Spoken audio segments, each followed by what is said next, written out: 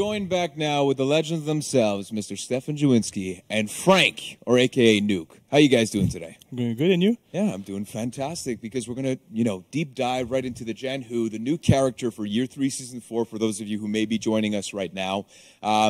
Before we get into it, because everybody's excited to see it in game, for sure, but give me 1 to 3 words to describe this character. I always ask this. Mike figured out our trick. Yeah. Okay, we're going with one word. Okay. But it's an awesome word. Okay. And words of power, so we're going with this one. The word is limitless. Limitless. Limitless on this character. Count me intrigued. I'll tell you that much. It's pretty awesome. So why limitless? Elise may have talked to you a little bit about how great a sword fighter this character is. The ruthlessness as, being able to fight on the whole army themselves. The ability to ruthlessly kill their own family member and not even care. Exactly, cold-blooded. Yeah, like it. So we're going to see this in the fight style, the skill in the fight combat kit, and then we're going to see it also in the Scorched Earth policy of the feat kit. Yes, so Masters of Fire, of course. So we're going to have to see some fire at some point, right? Of course, it's mandatory. Exactly. So let's dive right into it. Why don't you give us a little bit of the go-to moves for this character as we dive into the arena here? Oh, nice little emote, Frank. I saw that. Don't worry. It's classy. It's cool. So here's our Wulin hybrid, and we're going to start right off with the chains. Basically, it's a 2-hit chain on this character. Let's start with light. Was that an unblockable symbol I saw? I think it's non-blockable. Did you press light? Yes, I did. Holy smokes. Okay, Light finisher so interesting. is unblockable. So right off the gate here, there's two buttons you got to press and you're going straight into an unblockable. Exactly. Wow. Because why mess around? Yeah, why not? Let's go. We can do heavy light as well to get to the finisher. Cool. We can do light heavy. Let's see what the heavy finisher looks like. Also unblockable? Very nice. Very nice. I like this. What I like about it is opponents will have to be like, hey, is it the light unblockable finisher and therefore I parry on this timing, or is it the heavy unblockable finisher, in which case I will lose if I thought it was a light, and vice versa. So this is really cool. I think you're showing heavy? Yep. Perfect. I had my eyes off the prize, so sorry. Yeah, there you go. So yes, this is the basics. Super cool. Gotcha. So should we get into the specifics then? Maybe Let's- take a look at the moveset? Let's and then totally let some people back at home get some screen grabs right now. Exactly. We can Taking a look replace here. those sketchy ones on Reddit, so that'll be nice. Quality coming this time. Yeah, there we go. And okay, let's get back into it. So we like the finisher. This is pretty cool. Let's see some ways to get there. Let's start with a sprint attack. This is for our game designer Benjamin, who always Very reminds elegant, me. eh? Yes, Very elegant. It's beautiful. Yeah. He always reminds me I missed the sprint attack, so do it. So we showed that. Let's show lights, dodge forward attack. So a little bop there. That was a dodge forward heavy, which is also feintable. Very nice. All of these reach the finishers as well. Nice. After that, we've got side dodge heavy. So they come from the same side that you're dodging. So if you're dodging left, side dodge heavy will come from the left. Let's do side left light dodge attack. So those come from the inside. Very nice. So you have an option. Do you want to go outside attack? Do you want to go inside attack? Okay. So this is a bit of a mix-up for the opponent as well. And of course, these are the finishers, as maybe you showed. We've got one other really cool piece of the puzzle here, which is a zone attack. This is undodgeable and looks super awesome. Yes. And it goes to finishers as well. And one other really interesting piece of this kit that really pulls together the limitless concept now is the creativity you can do with these chains. Okay. Every recovery that you have from regular attacks, dodge attack, zone attack, all of these allow you to flow into dodge again. So you'll see dodge attack into dodge attack, for example. And then with the finisher right there. Exactly. You can do dodge attack into zone attack into finisher. You can do zone attack into dodge attack into finisher. You can do dodge attack into dodge attack into zone attack into finisher. You can do zone attack into dodge attack into zone attack into finisher. Wow, man, you're spitting bars right now. I like it. You can actually do a normal opener if you want as well, like just throw heavy and then do all that stuff. Wow.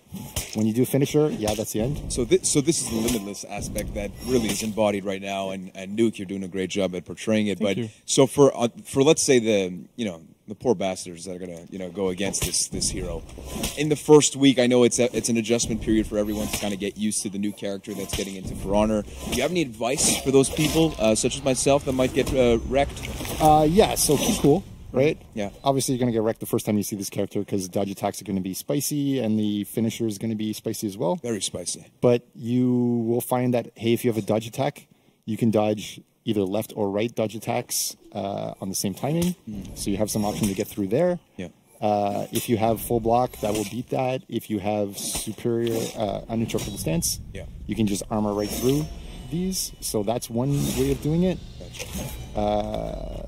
So that's where I would start, honestly. Nice. And in terms of the play style that you like, how do you describe the play style of this character, whether it be within a team or just individually? Like, is there certain characters that you see in the game right now that might be a smooth transition, for certain players? Yeah, I think players who are used to Tiandi or a Kensei are going to quite easily come over to this kind of play style.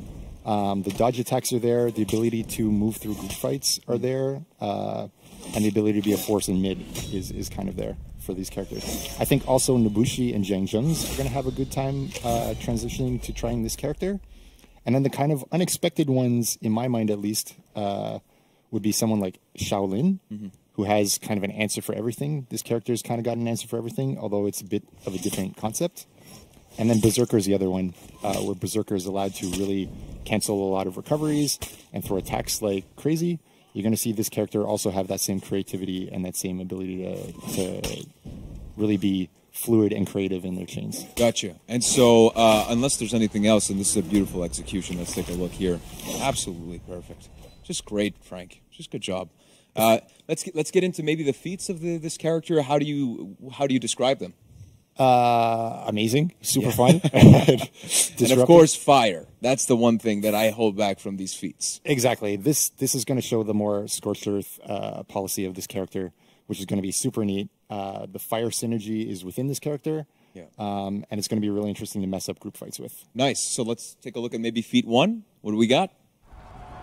So here it is, feat 1, Fiery Tusk.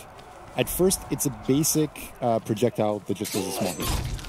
When an opponent is on fire, it does fire damage as well. So it basically upgrades in the situation that its opponent's on fire. So 10 damage points when the opponent is not on fire, and then an extra 15 on top of that 10 when the opponent is on fire. Absolutely right. So you want to be fighting next to some bonfires if you're this character, right? Exactly. So if you can save it for the time the opponent's on fire, you can actually finish people off, kill them a little more. Gotcha.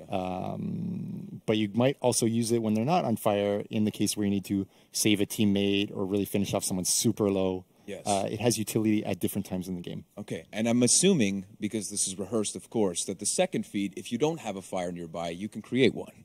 Yeah, it would be kind of sucky if the only time it procced was when there was like a fire on the map. Yeah. Let's make some ways to make fire. And that's where it brings us to feat 2. So let's take a look.